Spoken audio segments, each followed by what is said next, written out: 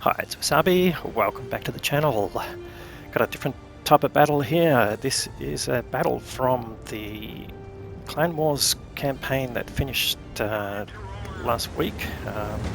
It's in skirmish format, so 7v7, and we've got H4DES clan here, and they're up against BRIKD. Now, BRIKD is one of the top teams. Now, I haven't seen the final standings for the campaign.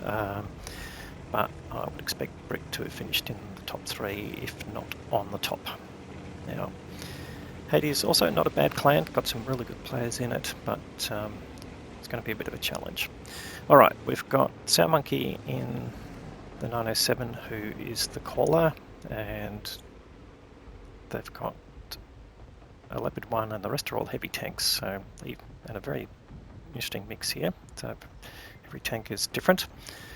We'll see if that plays out. Now, it is fog of war, so you see what the enemy's got when they're spotted, and the first one is this CS63. Alright, we are in commander's view. Now, just also to explain, there's no point zooming across the map because anything that's outside that red circle, which is the max view range, can't be spotted, therefore we can't sort of zoom across and see what the tanks are doing on the other side because they're not visible to Soundmonkey here. Alright, so stay in commander's view though, just to give you a better view of what's going on. Now, C63 got punished a little bit, but seems to have backed off, and there's 3 heavy tanks from the enemy side up on the top, and we've got some familiar names there. We've got Scorps and Elite OG, both from Lemon Clan, who've moved across for the campaign. And Copium, I think, but I'm not familiar with the player, but nonetheless there's quite a few Lemon players in BRIKD. But anyway, that's not really the point of this. It is tactics at 7v7, and whether you can basically use the standard sort of techniques in Clan Wars of basically overmatching in 7v7 format. So typically you try and keep tanks together, but we can see both teams have effectively split across different sides of the map. Obviously the centre of Karelia is a swamp, literally, so it's not a whole lot of point sending tanks through there, and there's no light tanks in the game either, so you just can't afford to have tanks that aren't going to perform a proper function when it's 7v7. Alright, so we can see from the minimap there is movement across the top. I wouldn't be surprised if the CS63 has wrapped around the other side and they're going to try and overmatch on that side. There's no one attacking this group here, and they've got almost half their forces here, except the Leopard 1 is staying back at base, and he's obviously going to take sniping shots to the team's advantage when possible. But again, we're not going to have a lot of vision of that. So at the moment we don't have a lot to show on the map, except for the map itself, so no one attacking right here. Now, skirmish format, apart from being 7v7, has a single cap area, so as you can see it's very similar to the encounter style of battle, but it also has a 10-minute game time, same as encounter. But a key difference is the cap timer. So in encounter you have a longer cap timer, whereas in this form it is the same as the standard battle. So it is possible to cap out fairly quickly, particularly when you get 3 on cap, and that certainly is a style of winning. But with Clan Wars campaign you get the best result really from doing a lot of damage across your team to get the maximum fame points, particularly if you win. So that's always a consideration. Fame points are the things that drive the reward, so you always have to take that into account. Anyway, enough about the format. The campaign is over, but if you want to play in a competitive clan and you didn't get into one in this campaign, then now's the time to join and try and build up your skills and knowledge of how the Clan Wars battles are run. Alright, now we're about halfway through. It's very typical in these sort of games for most of the action to be in the last few minutes, and that's basically when the tactics come up that can make or break the game. So Soundmonkey just calling out, asking for this team to move, and you can see now this movement, the enemy team are pushing.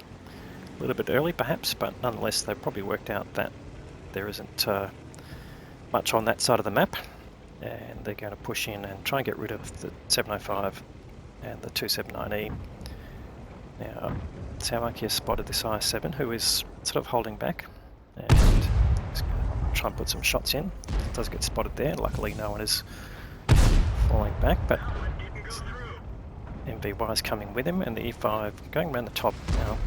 Not sure what that's going to achieve at this point, but it does mean that he'll come into the battle a little bit late. That may be useful, maybe not. Alright, so now we've got Soundmonkey has got all the targets, and now everyone's in view. See, they've already lost the 279E and the 452K, so they are 2 tanks down, which is not a great thing in 7v7 format. This could almost be a disaster, but it's still okay. So now 3 tanks down. It's getting in that sort of direction, but they've managed to get some damage out of the enemy team here, so it's not as big a gap as perhaps it would seem. Alright, so the enemy have 1 tank on cap. It's the IS-7, and Soundmonkey finally takes a hit there, but nonetheless, yeah, this is not a done deal yet from the BRIKD side of things. They still need to kill a few more tanks before they can basically take real control. 3.5 minutes to go, and now all the action is focused on the side of the game. The E5 looks like he's up the back there, perhaps taking a sniping position. C63 now has been spotted again. Maybe the E5 can put some pressure on the C63. If they take that tank out, they've got an avenue to come in and take out the I-7 on the cap. So just have a look at the cap timer there. You see 1 minute 30, so that's your standard cap timer. As I mentioned, it is faster, but they've only managed to get 1 tank on cap here, and it is a fairly exposed one, so unless they manage to get all tanks on cap and block the central one, that's not going to win the game. Alright, the E5 up there, can he do any damage to the C63? And we're getting down to 2.5 minutes now, so time is getting more critical. And E5 just indicating he's going to move up to that map position just there, and it should be able to push in on the C63 successfully. Now, they're just lighting up these tanks here. They've only got 4 tanks left. The Leopard 1 is still at the back, and we assume he's got sniping targets. Not quite seeing the damage yet, but 5A is now pushing in on cap, so it looks like the BRIKD team are really trying to take the cap circle. No, the 5A is pushing right through, so well, he's taking a lot of damage on the way through, but he wants to get rid of that MVY, which he finally does. And now we've got the tanks have moved off cap, so this is genuine time. They're all pushing in, but the E5 has managed to take out the C63, or in fact Soundmonkey did, together with the E5. But it's just them in this area, plus the backup of the Leopard, who again we can't see because of the view range issues, but assuming that he's putting in some damage here. So possible to take out the 5A, although he puts in a shot into Soundmonkey, but he takes one in return, so he's now one-shottable. Copium in the I-7, and the fact that 5A gets taken out by the Leopard 1, so there we go. This 907, that's Crazy. So we have Crazy on the channel quite a bit. We know he's a great player, and he's together with Gloucester, who's also a very competitive player, but they're both one-shottable, and I would say that collision there in the E5 is going to take them out, takes out the 260, and now he can move on to the 907, which he does. So all of a sudden, it's very much in H4DES' favour. There's a one-shottable I-7 at the back, and there's Lee Chiron, who we also get on the channel from time to time, who's I-7 on cap, and Soundmonkey already bounced that one, but he should be able to get rid of him. But just DPM now is going to be the key, and he can get rid of the I-7. And in fact, that is the last one. That is a win in 25 seconds to go. A great result.